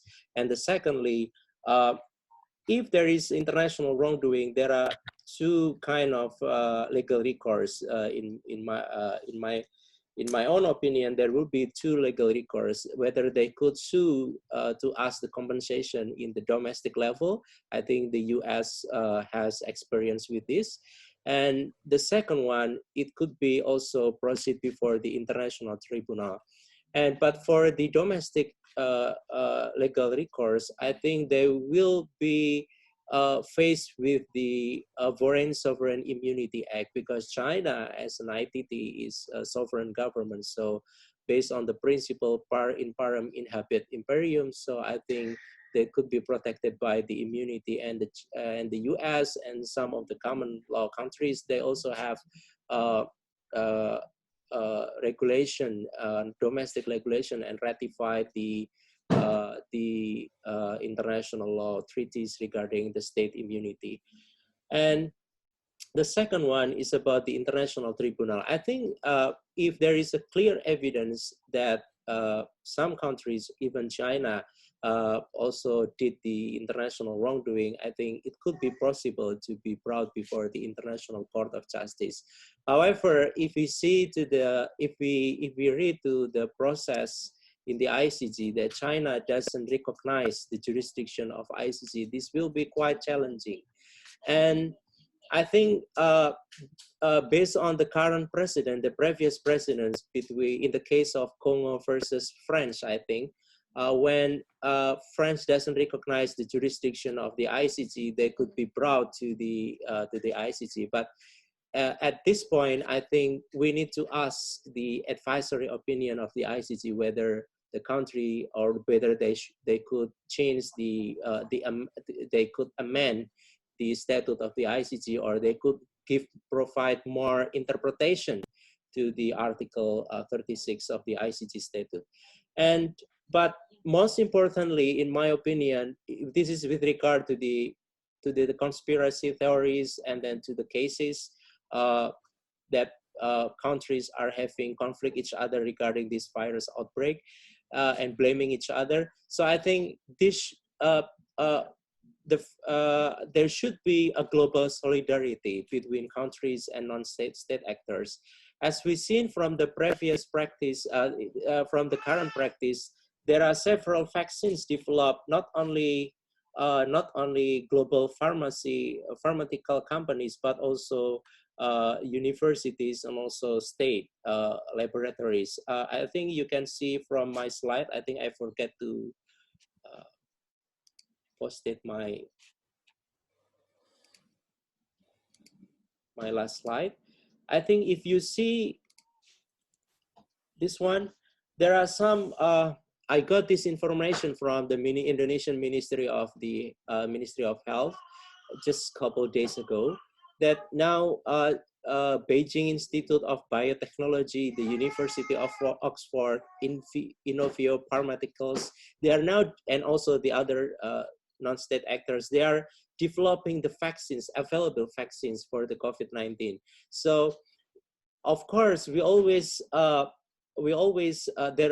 has been always an issue about the patent and about the price of the vaccine, and then about the accessibility of the vaccine. But the most important thing is the global solidarity, so that the non-state actor has to, the WHO has to coordinate with this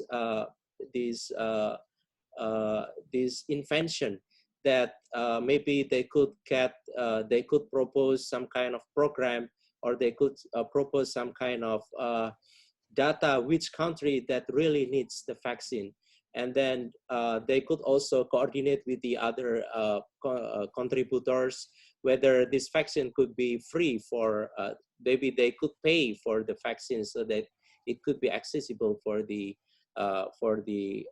member states. So I think this is now the time, not blaming each other, but this is now the time for us to working each other at international level and also at domestic level.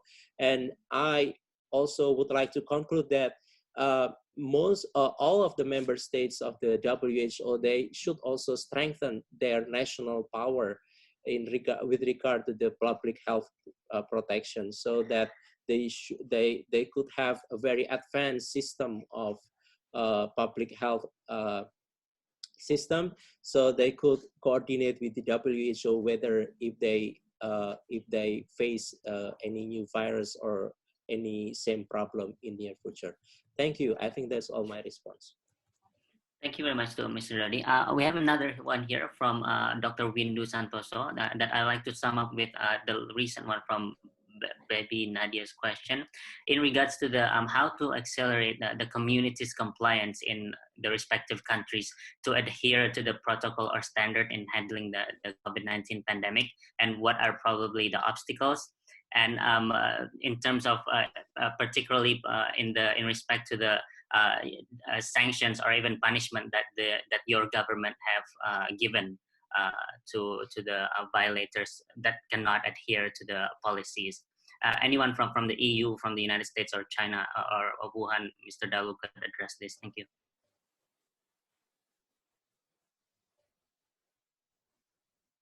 Oh, am I lagging?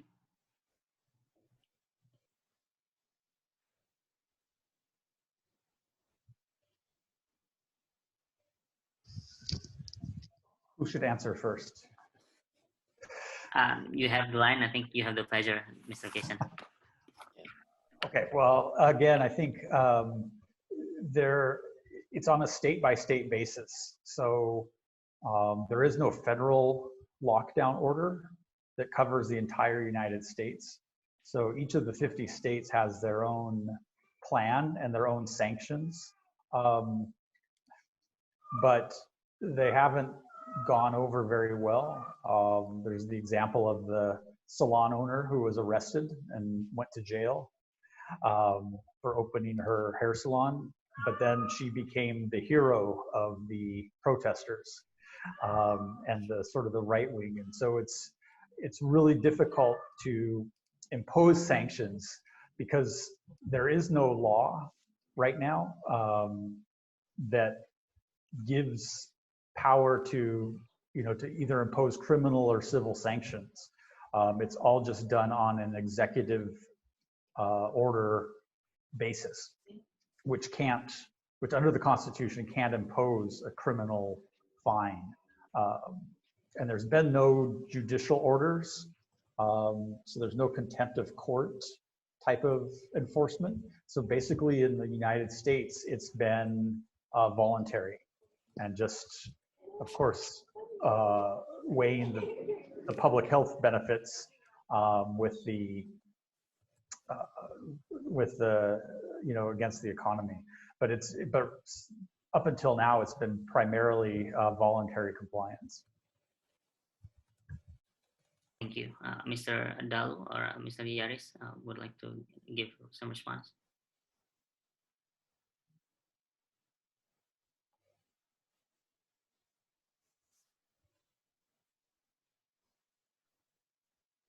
Mr. Dalu or Mr. Yaris?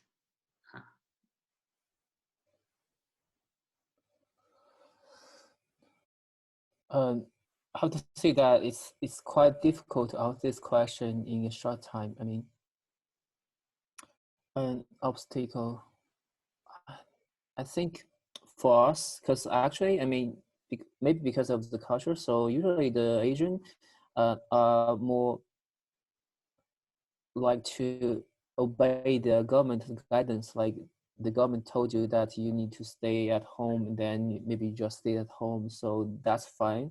I mean, we're not like the white people. They probably think that maybe the freedom is more important for them, and so this is not an obstacle for us. But I think probably now the economy is something we need to think about it, because for example, Wuhan has been locked down for almost 2 months, almost more than 2 months, I think, probably.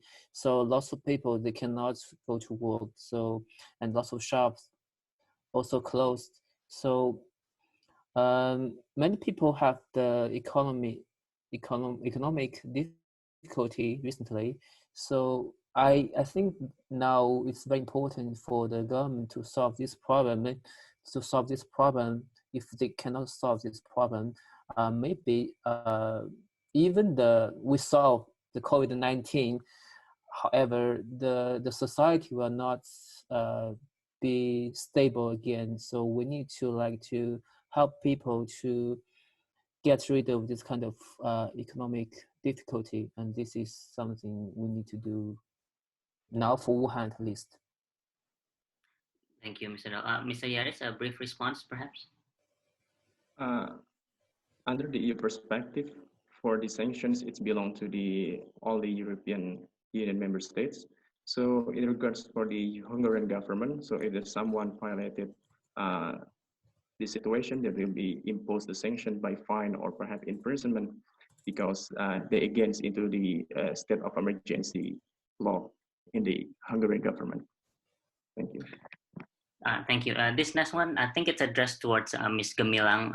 Ari Hutomo said that with the reality of global governance today, the globalization of trade has continued in recent years, although at a slower pace. While at the same time, political fragmentation and tensions have prevailed in international politics. Why doesn't the WTO play a central role in this? Or maybe the WHO later, if Dodi wants to answer that. Thank you.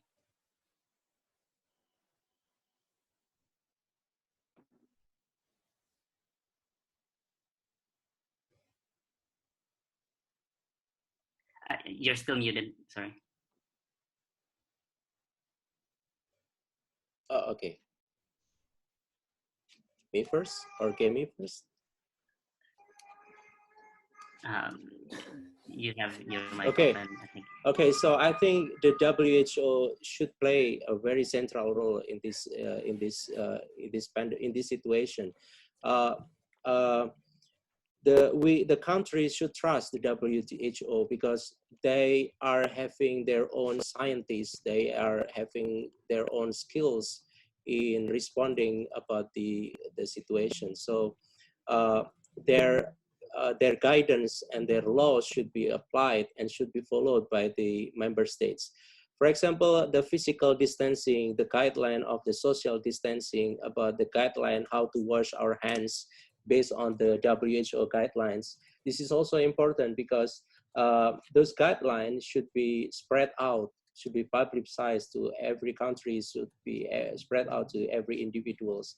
And right now, the WHO also have their own contact centers, so that each individuals who have the WhatsApp account, they could contact directly with the contact center and to get any report from the WHO and to get any guideline from the WHO. So I think the role and the existence of WHO in this situation and in the next situation is still relevant and still important. And what we should think about is the reform. So I know that every organization, they have their own likeness, they have their own positive side, and WHO has proven that this is an organization that so far in the previous virus, in the previous diseases that happened in the past few days, in the past few years, they also make a good response. And for example, the vaccine for the children, they also have a very sophisticated system so that the access of the vaccine is available to anybody. So their coordination function, their capacity, their international capacity, and also the member state capacity should be empowered, I think, in near future. So I think it's still important, and I still support that the WHO should be empowered more in future. Thank you, Mr. Rick. And Ms. Gimilang, the WTO, does it have a central role playing here to the day-by-day management during the pandemic? Yeah, can we get... Okay. Yeah, there we go. Okay. Well, the WTO, I don't think should not play the central role in the pandemic if we are talking about the whole COVID-19 pandemic in a more general approach, because it is a health crisis, and therefore, as Mr. Dodi has explained collaboratively, that it is the main role, the main function of WHO instead of the WTO. But if we are talking about the global trade specifically, then therefore WTO is the only option that we have to be the central role in keeping the global trade afloat. Continuously, up to nowadays, the WTO keeps on informing the member states, which once again, the information is very accessible in their websites about the reports that they have made progressively on each sectors, be it the exports and imports of medical supplies, exports and imports of essential foods, exports and imports of energy, as well as how to bring the e-commerce up to the next level. And therefore, it's the only sources that we can look up to for global trade per se. Whilst it is the only hub, the only link that can connect each member states, which the WTO itself represents over 93 or 95% of the whole global trade. And it is the central link of where the countries can submit their transparency, their transparent information, which sectors that they want to reopen, which sectors that they want to close, which sectors that they are not willing to reopen forevermore. And therefore, yes, WTO is the central role, but only for this matter particularly, not for the whole huge grand picture of the COVID-19 pandemic. Thank you very much. Let me also add something. I think this is a good point from Gemi, and I think both WHO and WTO should collaborate each other. I think the trade restrictions should be, relations should be open, but with some kind of new model. I mean, maybe the World Health Organization and then the WTO and also the FAO, the Food and Agricultural Organization, they could design some kind of guideline how to transfer food, agriculture products that could not be, could be more protective, so that it will not contain any virus, or maybe it's still fresh and it still be permissible for the trade relations in this situation right now. I think more collaboration between and more coordination between WHO and other organizations is still relevant and still become a necessity in this situation. Yeah, no, thank you. Just the very last one. This is to Mr. Dalu. To your knowledge, has there been any differences between the spread of COVID-19 in the villages and in the cities? Yes, I think I answered the question already. Yes, Okay. there's like a difference between the city and the village. The city, for example, the city is more vulnerable. I mean, for the COVID-19 because especially with the huge population, such as like Wuhan with more than 12 million people here, and in the countryside it's different. Like my grandparents, they live in the countryside in the village, so their life is like actually it's as usual. I mean, as normal. So sometimes when I come back to home, I mean during the in February and in February, yes, because I live in the city, so I cannot go to some place because it's closed. But so I usually go to my grandparents' home because there life is just like normal, and you can go someplace you can go. I mean, you can go everywhere you want because it's open air, and usually people not like live together. And in the city in China, especially in China, because usually the most people who live in the city is live in the compound, so you're very close to your neighborhood. So it's more. I mean, this is the differences, I think. Yeah. Thank you very much. I think we've answered all of the questions, thank God. And I think we have no more questions. And I think I'd like to conclude today's session of webinar with saying that this pandemic having a transnational and international effect, it requires also a global fight. So it's not only up to one member state, it's not only regional, but it's an international effort. And it's sort of an accumulation of all the policies that each countries or regions have taken into account by the EU, by the US, by China, who are, I think, have been directed through the WHO guidelines. If we can look it up on the internet, the WHO has been uploading these data and information for us to access on how we should take the appropriate course of actions into our daily lives. And at the end of the day, whether it's member states, it depends on the society. It depends on us as individuals of how we should obey and adhere to these policies and rules that are already implemented. And this highly depends on the access of information and how we use and distribute wisely the use of this information so that everyone can be well informed on a correct perspective, so that correct measures can be taken appropriately. I think that concludes our session today. I do hope that we gain something fruitful so that we can use later on to help decrease the crisis, the global health crisis that we have today. I'd like to thank you, Mr. Dodi, as chairman of Bilals, for organizing and sponsoring this event. To Mr.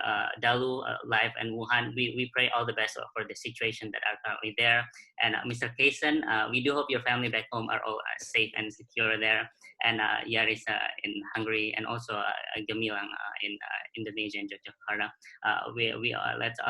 Let us all hope and pray together that this crisis will decrease soon, so that we can go back to our normal and daily lives.